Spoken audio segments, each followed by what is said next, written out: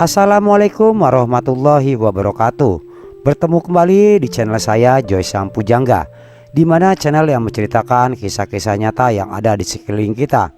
Kali ini saya akan berbagi cerita tentang seorang tukang beca. Di sebelah kampung di mana tempat saya tinggal ada seorang penarik beca. Kita sebut saja namanya Bapak Badrun. Pekerjaan Bapak Badrun sehari-harinya adalah menarik beca. Bapak Badrun biasanya mangkal di pinggir pantura di daerah Pemalang. Dan Bapak Badrun harus mengais rezeki dari pagi sampai ketemu pagi kembali. Dikarenakan anak-anaknya sudah dewasa dan Pak Badrun harus menghidupi dirinya sendiri, sementara anak-anaknya sudah berkeluarga masing-masing. Sesekali ketika Pak Badrun mendapatkan hasil dari tarikan becanya, Pak Badrun pun pulang ke rumah. Dan pekerjaan Pak Badrun selain menarik beca, Pak Badrun pun sering bermain yang namanya ngadu ayam atau sawung ayam. Sungguh-sungguh sangat tidak pantas untuk kita tiru pekerjaannya Pak Badrun di rumah.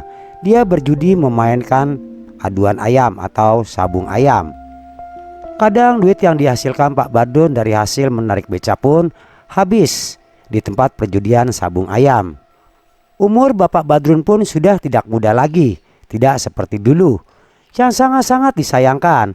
Saat usianya yang sudah tua seperti ini, Pak Badrun malah melakukan hal-hal yang dilarang oleh agama. Mungkin itu rasa lelah dan rasa kesal Pak Badrun karena kesendiriannya hidup tanpa didampingi oleh anak-anaknya, yang sementara anak-anaknya ini sudah lepas pergi dari Pak Badrun, mempunyai keluarga sendiri-sendiri. Walaupun sesekali anak-anak Pak Badrun menjenguk Pak Badrun dan melihat keadaan Pak Badrun. Saya pun juga cukup dekat dengan Pak Badrun dan saya pun mengerti siapa Pak Badrun itu. Suatu hari Pak Badrun menggadaikan barang kepada saya lantaran karena duitnya habis karena berjudi sabung ayam. Dan Pak Badrun pun ini adalah salah satu orang yang sangat-sangat rajin untuk mencari rezeki. Dia berangkat pagi, pulang pagi. Kadang pun dia tidak pernah pulang.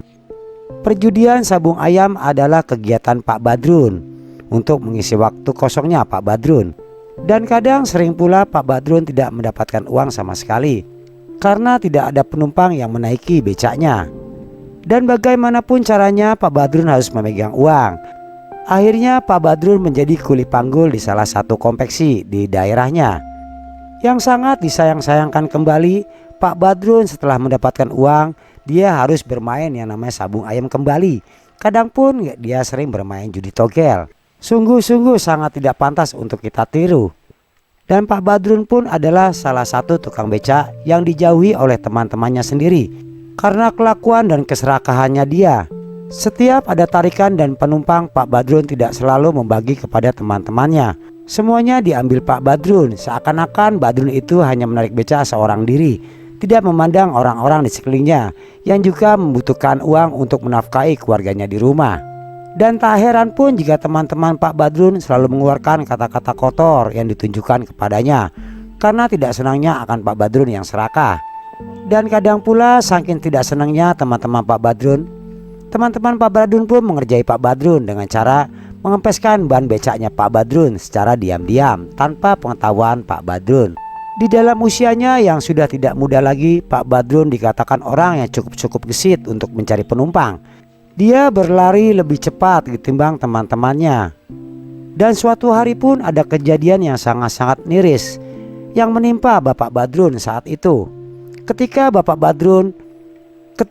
Badrun sedang beristirahat di atas becaknya, karena lelahnya dia berlarian mencari rezeki ke sana ke sini. Akhirnya Pak Badrun pun tertidur lelap. Saat itu kira-kira jam 5 pagi. Dia tertidur di atas becaknya sendiri. Dan saat itu posisinya Pak Badrun pun berada tepat di pinggir pantura, di bawah pohon yang sangat rindang saat itu. Saking sangat-sangat lelapnya Pak Badrun tertidur di atas becak itu, Pak Badrun tidak ketahui kalau ada musibah yang sedang mendekatinya. Tiba-tiba ada sebuah trek kontainer yang hendak melewati di depannya. Sebelum trek itu mendekati Pak Badrun, tiba-tiba yang terjadi adalah salah satu roda depan trek kontainer itu terlepas. dan berjalan ke arah Pak Badrun yang sedang tidur lelap di atas becaknya. Karena ban kontainer yang sangat cukup besar saat itu menghancurkan becak Pak Badrun dan menghantam Pak Badrun yang sedang tertidur lelap. Semua orang dan teman-teman sak profesinya seperti Pak Badrun penarik beca datang menghampiri Pak Badrun, melihat keadaannya Pak Badrun, apa yang terjadi dengan Pak Badrun setelah Pak Badrun terhantam oleh ban kontainer itu. Dengan seketika dan cepatnya ban kontainer itu menghantam Pak Badrun. Akhirnya Pak Badrun pun meninggal dunia. Inna lillahi wa inna ilaihi rojiun. Pak Badrun pun meninggal dalam keadaan yang sangat-sangat tragis. Mungkin ini adalah salah satu cara yang kuasa untuk mengambil nyawanya Pak Badrun. Karena mungkin hidupnya Pak Badrun selama ini penuh dengan kedengkian, perjudian, dan serakah. Karena pada hakikatnya sang kuasa tidak senang jika melihat umatnya berjudi, salah satunya sabung ayam, salah satu judi yang sangat-sangat dilarang oleh agama manapun dan oleh aparat hukum negara. Pak Badrun pun sudah tiada. Mudah-mudahan amal dan ibadahnya diterima di sisinya. Ini adalah kisah cerita nyata yang ada di sekeliling kita. Pak Badrun seorang penarik beca, dan dia pun hidup sendiri jauh dari anak-anaknya, karena anak-anaknya sudah membina rumah tangganya sendiri-sendiri. Di waktu kesepiannya Pak Badrun pun sering bermain judi dan tidak bersahabat dengan orang-orang sak profesinya. Dan akhirnya Pak Badrun harus meregangkan nyawanya di atas becaknya sendiri saat dia sedang tertidur lelap. Naas, sangat-sangat naas akhir dari kehidupannya Pak Badrun. Mudah-mudahan kita adalah salah satu orang yang selalu dekat dengan anak-anak kita sampai tua nanti. Dan mudah-mudahan pula kita mati dalam keadaan husnul khotimah. Amin ya robbal alamin. Saya Joy Pujangga.